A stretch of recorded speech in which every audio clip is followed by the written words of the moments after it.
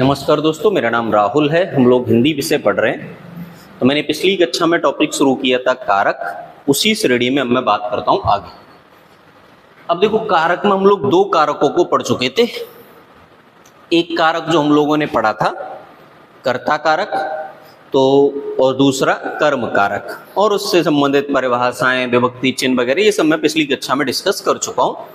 तो बिना वक्त बर्बाद किए आगे बढ़ता हूं। अगला कारक है आपका करण कारक, और बहुत महत्वपूर्ण क्या है कि मुझे और आपको शब्दों को समझकर पढ़ना है। यूं रटने वाली थ्योरी को थोड़ा सा समझने में लगाएंगे, ठीक है। जैसे करण कारक का मतलब है कि जिस संज्ञा या सर्वनाम के सहयोग से क्रिया संपन्न हो उसे करण कारक कहते हैं। अर्थात जो आपको क्रिया करने में मदद करे। देखो, जो क्रिया करे वह कर्ता, कर्ता को क्रिया करने के लिए जो चाहिए, जिसके बगैर क्रिया हो ही नहीं सकती, वो है कर्म। और क्रिया करने के लिए जिसकी मदद चाहिए हो उसे हम क्या कहते हैं? करण। तो सामान्यतः करण कारक की पहचान हम दो शब्दों से करते हैं। या तो हमें लगा मिलेगा से, या फिर हमें लगा मिलेगा के द्वारा। जैसे लिखा है कि मैंने इसे अपने हाथों से बनाया है, लिखा हुआ है मैंने इसे अपने हाथों से बनाया है। अब देखो, मैंने इसे अपने हाथों से बनाया है, तो मैंने बनाने में मदद किसकी ली? हाथों की। और क्या है? परसर्ग जुड़ा हुआ है इसके पीछे से। लेकिन बहुत ध्यान रखना है, पिछली कक्षा में मैंने डिस्कस किया था कि अक्सर भाववाच्य वाले वाक्यों में कर्ता के बाद भी से अथवा के द्वारा लगाया जा सकता है, ठीक है। ये बात तो दिमाग में रख के चलिए। करण कारक को पहचानने के लिए आपको करना क्या है कि सिंपल देखिए, मेरी बात को समझना है। क्रिया से, किससे, किसके साथ या किसके द्वारा, किससे, किसके साथ या किसके द्वारा लगाकर प्रश्न कीजिए। उत्तर में जो शब्द आएगा वही आपका करण कारक होगा। जैसे उदाहरण पढ़ लेते हैं। माँ ने रमेश से सब्जी मंगवाई। किससे? रमेश से। किससे? रमेश से। अपने आप वहां पे बात पहुंच जाएगी। जैसे मोहन अपने पिताजी के साथ घर गया। किससे? नहीं पता। किससे? नहीं पता। किसके साथ? पिताजी के पास, सॉरी पिताजी के साथ। तो कौन सा वाला? दूसरा वाला। तो अपने पास तीन प्रश्न हैं, किससे, किसके साथ अथवा किसके द्वारा। तीनों में से किसी भी एक प्रश्न का जवाब आ जाए तो आप अपने आप ऑटोमेटिकली समझ जाए करना कि वह करण कारक का उदाहरण है। चलिए, ये तो हो गई इसकी सामान्य बात। अब जैसा कि आपने पीछे पढ़ा था ना, कर्म कारक में पढ़ा, कर्ता कारक में पढ़ा कि हर कारक के अपने कुछ अलग उदाहरण भी होते हैं, तो यहाँ वो भी डिस्कस कर ले रहे। बढ़े आगे, चलिए। जैसे लिखा है कि जिस चिन्ह से किसी व्यक्ति या वस्तु की पहचान हो वहां करण कारक होता है। जैसे लड़कियां स्वभाव से बहुत अच्छी हैं। किससे? स्वभाव से। तो काम चल रहा है कि नहीं? किससे? स्वभाव से। जैसे वह मूंछों से ड्राइवर लगता है। किससे? मूंछों से। तो आपको वही तीन प्रश्न दिमाग में रखने, किससे, किसके साथ अथवा किसके द्वारा। जिस अंग में विकार हो वहां करण कारक होता है, ठीक है। हालांकि पहचान इसकी डायरेक्ट भी हो जाएगी। जैसे वह आंखों से अंधा है। किससे? आंखों से। तो अगर मैं बोलूं किस से, तो आप इन दोनों ही प्रश्नों में जवाब दे पाएंगे। आगे समझिएगा। जैसे समानता बतलाने में करण कारक का प्रयोग होता है। समानता बतलाने में, अब ये चीज ध्यान रखनी है, समानता बतलाने में कौन सा कारक? कारक। जैसे प्रदीप के समान मोहित भी चतुर है। प्रदीप के समान मोहित भी चतुर है। तो इस वाक्य में अगर आपसे पूछा जाए कौन सा कारक है, तो क्या जवाब देंगे? करण कारक। जब एक वस्तु दूसरी वस्तु के समान दर्शाई जाए तो उस वाक्य में हमेशा करण कारक हुआ करता है। आगे समझना ध्यान से। एक और नियम पढ़ लेते हैं। जब वाक्य रचना में तत्पुरुष समास से निर्मित सामासिक, ठीक है, जिकनी सामासिक पद आ जाए तो वहां करण कारक होगा। सामासिक पद आ जाए तो वहां करण कारक होगा। हालांकि देखो रटना इसे भी नहीं है, कैसे मैं समझाता हूं। देखो केवल ये एक नियम है जिसको बस समझ लेना है। लिखा हुआ है आंखों देखी घटना पर कौन विश्वास नहीं करेगा। अब आप बताओ, आंखों देखी मतलब आंखों से देखी हुई, किससे? आंखों से। किससे? आंखों से, ठीक है। जैसे कानों सुनी बात भला कौन टालेगा, तो कानों सुनी मतलब कानों से सुनी हुई, किससे? कानों से। किससे? कानों से। तो सिंपल बात दिमाग में रखनी है, किससे अथवा किसके साथ अथवा किसके द्वारा। इन तीन प्रश्नों में से किसी भी एक प्रश्न का जवाब आने पर मैं और आप समझ जाएंगे कि यहाँ पे करण कारक का उदाहरण है। बढ़िया, चलिए आगे बढ़ते हैं। अगला कारक है संप्रदान। देखिए समझिए, तो संप्रदान का तात्पर्य क्या है कि जिस संज्ञा या सर्वनाम के लिए क्रिया का होना या करना समझा जाए उसे संप्रदान कारक कहा जाता है। तो संज्ञा या सर्वनाम के लिए, मुख्य शब्द अपने लिए क्या है? के लिए। आपने पढ़ा भी था, संप्रदान का परसर्ग क्या है? के लिए, ठीक है। हालांकि एक बात ध्यान रखनी है कि संप्रदान शब्द दो शब्दों से मिलकर बना हुआ है, सम प्लस प्रदान। और प्रदान शब्द का मतलब होता है कि जिन वाक्यों में दान की अनुभूति होगी वहां भी संप्रदान ही होगा। और दान क्या होता है कि देखो समझो, एक होता है व्यवहार, जैसे मैंने आपको 2 किलो आलू दिए, आपने 2 दिन बाद मुझे लौटा दिए, तो वो हो गया व्यवहार। मैंने भिखारी को सब्जी दी तो लौटाएगा थोड़ी, मैंने मरीज को फल दिए तो लौटाएगा थोड़ी। तो ऐसी वस्तुएं दान स्वरूप वस्तुएं कहलाती हैं जिनको वापस लौटा पाना संभव नहीं होता है। समझ गए आप मेरी बात? बहुत बढ़िया। जैसे वह रामलीला के लिए धन इकट्ठा कर रहा है, तो यहां तो वही पहचान मिल गई, के लिए शब्द। राम ने गरीबों के लिए वस्त्र खरीदे, बीमार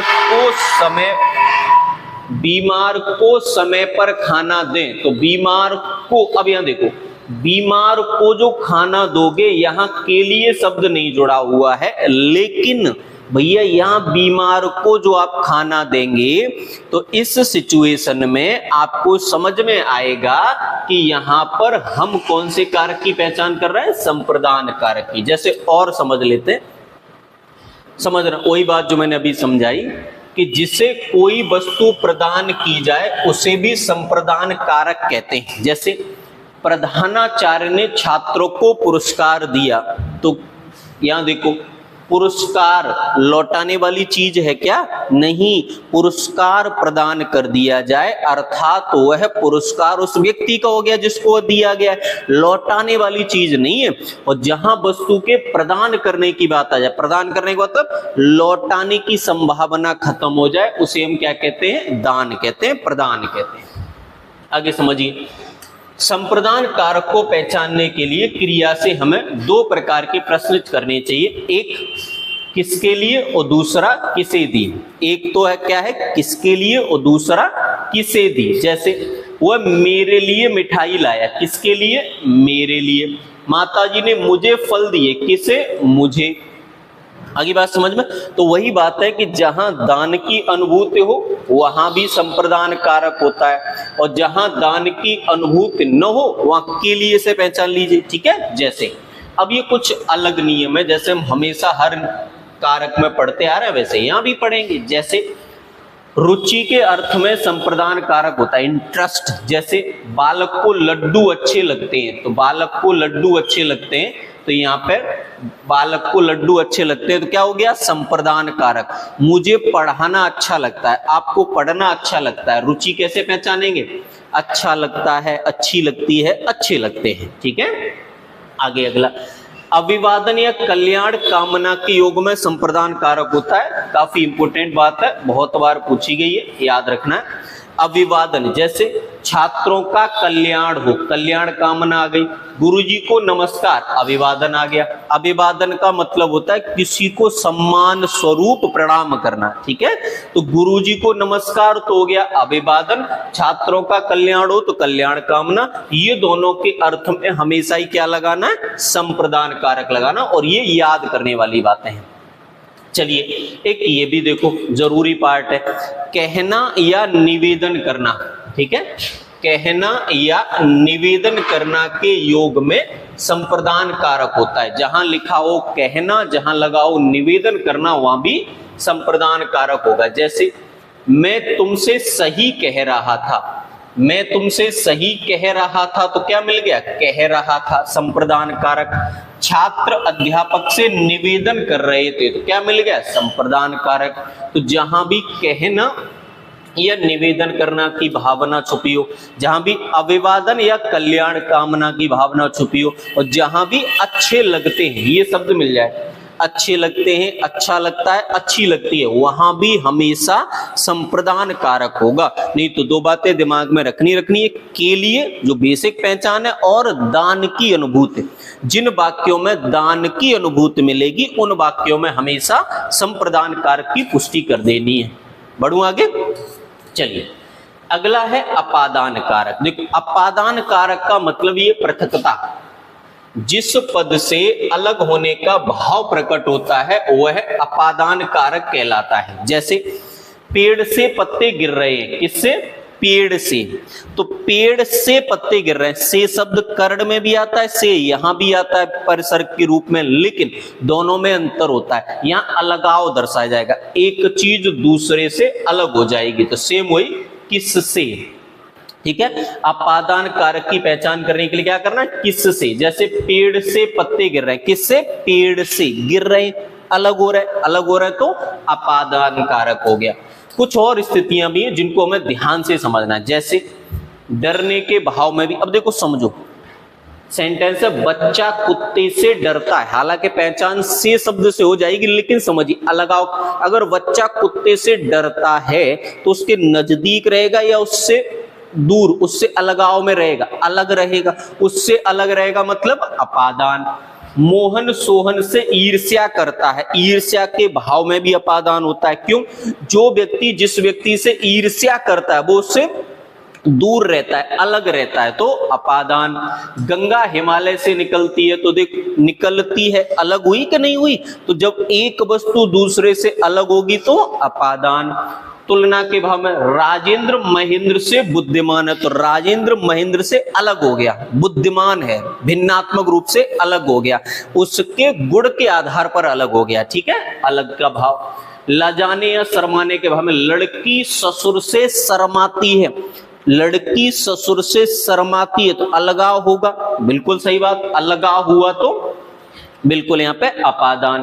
परीक्षा सोमवार से आरंभ हो रही, देखो आरंभ होने के भाव में भी अपादान माना जाता है। अब इसका क्या कारण है वो मेरी जानकारी में नहीं है। सीखने के भाव में वह उनसे हारमोनियम सीख रहा है, तो गुरुजी के पास जो विद्या थी वो उनसे अलग होके छात्र तक पहुंची। हालांकि विद्या कभी अलग होके जब जब छात्र तक पहुंचती है तब तब उसमें अलगाव की भावना नहीं होती, लेकिन फिर भी एक सेंस में अलगाव माना जाता है। इसलिए यहाँ पे सीखने के भाव में भी हमें अलग क्या करना है, वेरी गुड, अपादान कारक। दूरी का, मेरा विद्यालय मेरे घर से 2 किलोमीटर दूर है। अब देखो दूरी के भाव में 2 किलोमीटर दूर है, तो दूर है, अलग है तो अपादान कारक। ये कुछ मैंने उदाहरण लिए जिनके माध्यम से हम ये समझ पाएंगे कि कई सेंस में अपादान कारक जो है अलगाव के अर्थ में प्रयोग किया जाता है। फिर आता है आपका संबंध कारक, तो ये सिंपल है, बस 5 को ध्यान से समझना, बाकी तो सीधे सीधे। संबंध कारक में क्या करना है, कुछ नहीं, आपको बस पहचानना है कि शब्दों के पीछे, यानी इनकी पहचान इनके परसर्ग से ही हो जाएगी। काकी के रारी रे, सासी से कहीं कहीं है ना, नानी ने, ये कहीं कहीं। काकी के, रारी रे, नानी ने, ये शब्द मुख्य तौर पर मिल जाएंगे संबंध कारक पहचान। जैसे राम का मिल गया, भाई बीमार है, तो राम शब्द संबंध कारक का उदाहरण है। सुमन की बहन आई है, की शब्द संबंध कारक। अपने, वह अपने घर पर है, संबंध कारक। यह मेरी पुस्तक है, संबंध कारक। देखो यहाँ क्या मिला, का की, यहाँ नानी ने में से ने, यहाँ रारी रे में से री। समझ गए? तो संबंध कारक बिल्कुल आसान है। काकी के, रारी रे, नानी ने, ये शब्द जहां मिले आप समझ जाना कि वहां संबंध कारक है। इसके बाद आता है अगला आपका अधिकरण कारक। ठीक है, देखो 5 को ध्यान से समझना है, और बाकी जैसे मैं अधिकरण पे आ गया तो अब ज्यादा पढ़ने की आवश्यकता हमें नहीं पड़ेगी। ठीक है भैया, चलो देख लेते हैं अधिकरण कारक क्या है। तो अधिकरण में क्या है कि क्रिया जिस स्थान पर या जिस समय पर घटित होती है, जिस स्थान पर या जिस समय पर घटित होती है, वह स्थान या समय संबंधी आधार अधिकरण कारक कहलाता है। वह समय संबंधी आधार अधिकरण कारक कहलाता है। जैसे चोर इसी घर में छुपा है, पहचान क्या है, मैं, पे, पर। सिंपल बात है, मैं शब्द मिल गया तो घर शब्द अधिकरण कारक का उदाहरण हुआ। पर शब्द मिल गया तो मेज शब्द अधिकरण कारक का उदाहरण हुआ। तो हम क्या करेंगे, अधिकरण कारक की पहचान करने के लिए क्रिया के साथ किस में, किस पर या कब लगाकर प्रश्न करेंगे।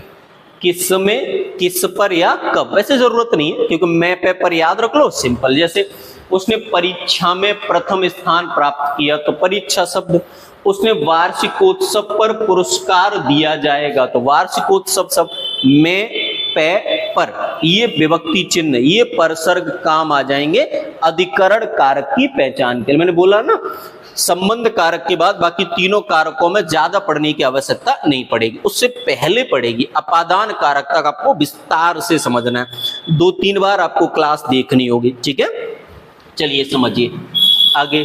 संबोधन कारक। संबोधन कारक क्या होता है कि देखो समझो, जब किसी संज्ञा को संबोधित करके बुलाने पर या उसका ध्यान आकर्षित करने का बोध हो, तो वहां संबोधन कारक होता है। यानी किसी को बुलाना हो या किसी का ध्यान अपनी ओर आकर्षित करना हो, दोनों ही पक्षों में जो जवाब होता है वो संबोधन कारक। जैसे एक तो सिंपल पहचान है, हे बालक सामने देखकर चल, तो ये चिन्ह मिल जाया करेगा आपको, हे, ओ, अरे आदि, यही तो है संबोधन कारक के परसर। अरे विद्यार्थियों, ये चिन्ह लगेगा। ठीक है, अरे विद्यार्थियों मेरी बात सुनो, तो यहाँ पे देखो सब जगह संबोधन कारक के लिए अलग से पढ़ने की जरूरत है नहीं, आपको विस्मय सूचक चिन्ह मिलेगा आमतौर पर। नहीं मिले तो समझ जाना किसी को संबोधित करने का भाव नजर आएगा, वहां हो जाएगा संबोधन कारक।